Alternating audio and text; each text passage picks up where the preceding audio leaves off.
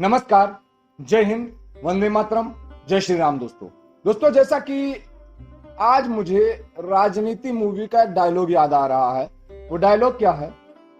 बौखला गए हैं, बदहवासी छाई है, लेकिन आसमान में थूकने वाले को शायद ये पता नहीं कि पलट कर थूक उसी के चेहरे पर गिरेगा।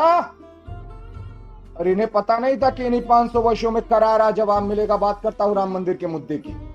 आइए बात करते हैं थोड़ा सा राम मंदिर के मुद्दे पर, थोड़ा सा प्रकाश डालते हैं। अभी भूमि पूजन से पहले मौलाना का एक वीडियो वायरल हुआ जिसमें उन्होंने कहा कि हमारे हाथ में लाठी आएगी तो हम भी नचाएंगे। नचाओगे कैसे, जरा ये बता दो। नंबर एक बात। दूसरी बात, कौन सी लाठी तुम नचाओगे? वही लाठी जो उमर शेख ने नचाई, वही लाठी जो बाबर ने नचाई, वही लाठी जो हुमायूं, अकबर, शाहजहां, जहांगीर, औरंगजेब, बहादुर शाह जफर, मीर बाकी, मीर कासिम, सिराजुद्दौला, तैमूर लंग, मोहम्मद गौरी या इन शासकों ने नचाई, वही वाली नचाना चाहते हो? कुछ लोगों का कहना था कि जब मुगल हमारे यहां आए तो उन्होंने ताजमहल बनवाया, जब मुगल भारत देश में आए तो उन्होंने लाल किला बनवाया, जब मुगल भारत में आए तो उन्होंने कुतुब मीनार बनवाया। अब मैं आपको बताना चाहता हूं कि जब मुगल भारत में आए तो उन्होंने नालंदा को नष्ट किया, जब मुगल भारत में आए तो उन्होंने तक्षशिला को नष्ट किया, जब मुगल भारत में आए तो उन्होंने 30,000 मंदिरों को तोड़ा, जब मुगल भारत में आए तो उन्होंने ना जाने कितने ब्राह्मणों की जनेऊ कटवा दी, जब मुगल भारत में आए तो ना जाने कितने हिंदू के बहन और बेटियों के साथ बलात्कार हुआ, जब मुगल भारत में आए तो ऐसे ऐसे सांस्कृतिक जगहों को, ऐसे ऐसे सांस्कृतिक स्थलों को और ऐसे ऐसे सांस्कृतिक स्मारकों को उन्होंने नष्ट किया जिसका परिप्रेक्ष्य और जिसका सबूत और जिसका एविडेंस आज ये इतिहास भी नहीं दे सकता है। क्योंकि ये इतिहास वो नहीं है जो हम पढ़ना चाहते हैं, ये इतिहास वो है जो हमें पढ़ाया जा रहा है। तो अगर सही इतिहास को जानना है, सही इतिहास को पढ़ना है, तो इस इतिहास से विश्वास हटा लीजिए। क्योंकि इस इतिहास में हमको उमर शेख, बाबर, हुमायूं, अकबर, शाहजहां, जहांगीर, औरंगजेब, बहादुर शाह जफर, मीर बाकी, मीर कासिम, सिराजुद्दौला, तैमूर लंग, मोहम्मद गौरी और मोहम्मद बिन कासिम जैसे लोगों को पढ़ाया जाता है। ये वो इतिहास नहीं है जहां पर महाराणा प्रताप, पृथ्वीराज चौहान, वीर शिवाजी, वीर उधम सिंह, झांसी की रानी लक्ष्मीबाई जी, चंद्रशेखर आजाद, भगत सिंह, सुखदेव, राजगुरु, नेताजी सुभाष चंद्र बोस और अन्य ऐसे क्रांतिकारी, अशफाक उल्लाह खां, अब्दुल हमीद, इनके विषय में हमें कभी इतिहास में नहीं पढ़ाया जाता। क्योंकि अभी भी हम लोग उमर शेख, बाबर, हुमायूं, अकबर में ही उलझे हुए हैं। क्योंकि ये लिखाया गया वो इतिहास है जो अपने बल पे लिखाया गया। महाराणा प्रताप के अंदर आत्मबल की कमी बताता, ये इतिहास कैसे मान ले ये सही है? कैसे मान ले इतिहास सही है? तो अगर आपको लगता है कि हमें भारत का सही इतिहास नहीं पढ़ाया जा रहा है तो कमेंट बॉक्स में नीचे बताना कि इस इतिहास को भी बदलने की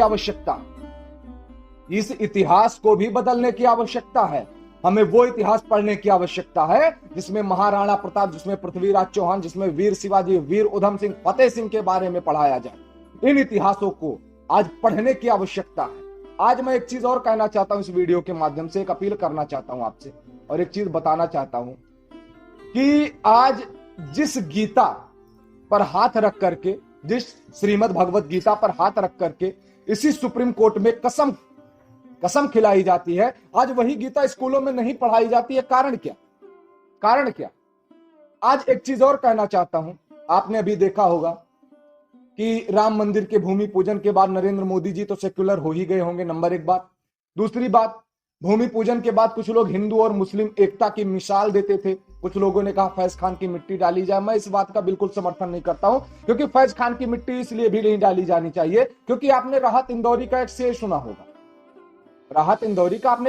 होगा, जिसमें वो कहते हैं कि सभी का खून है शामिल यहाँ की मिट्टी में, किसी के बाप का ये हिंदुस्तान थोड़ी है।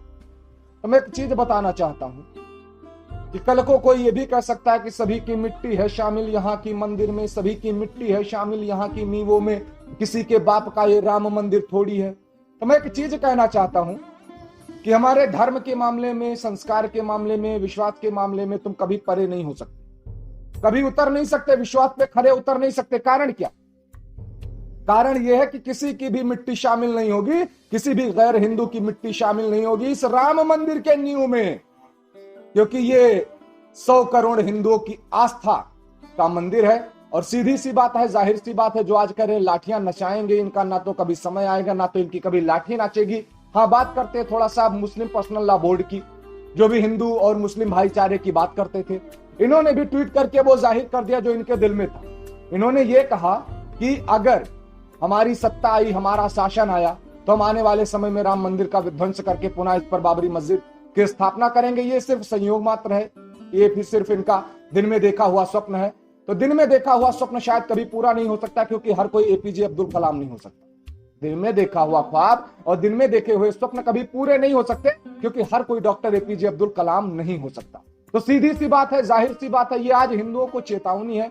खुद ही ये हिंदुओं को जगाने का प्रयास कर रहे हैं, हिंदुओं को जागरूक करने का प्रयास कर रहे हैं कि हिंदुओं आज जग जाओ, हिंदुओं आज अपने धर्म के लिए आवाज उठाना शुरू कर दो, हिंदुओं आज अपने धर्म के लिए शास्त्र के साथ शस्त्र उठाना शुरू कर दो, वरना जब हमारे हाथ में लाठी आएगी तो हम नचाएंगे। तो चलिए देखते हैं इनके हाथ में कौन सी लाठी आती है और कौन सी लाठी को नचाने का प्रयास करते हैं। इनकी जो भी लाठियां नाचेंगी वो नाच करके इन्हीं के ऊपर गिरेंगी, ये मेरा विश्वास है। क्योंकि आपको फिर से एक बार कहता हूं कि आसमान में थूकने वाले को शायद ये पता नहीं कि पलट कर थूक उसी के चेहरे पर गिरेगा। और 500 के बाद करारा जवाब मिला है, 500 साल के बाद करारा जवाब मिला है। अगर लाठी नचाएंगे तो पुनः इनको करारा जवाब मिलेगा। इनको ये नहीं पता कि आरएसएस के पास, राष्ट्रीय स्वयंसेवक संघ के पास कितनी लाठियां हैं, क्योंकि सही से लाठी नचाना तो आरएसएस को आता है। तो जितने भी लोग या जितने भी भाई लोग मेरी इस वीडियो का समर्थन करते हैं, फट से लाइक वाला बटन दबाओ, फट से चैनल को सब्सक्राइब करो, वीडियो को डाउनलोड करो, हर जगह शेयर करो, मुझे टैग करो और हमारे फेसबुक पेज से जुड़ो।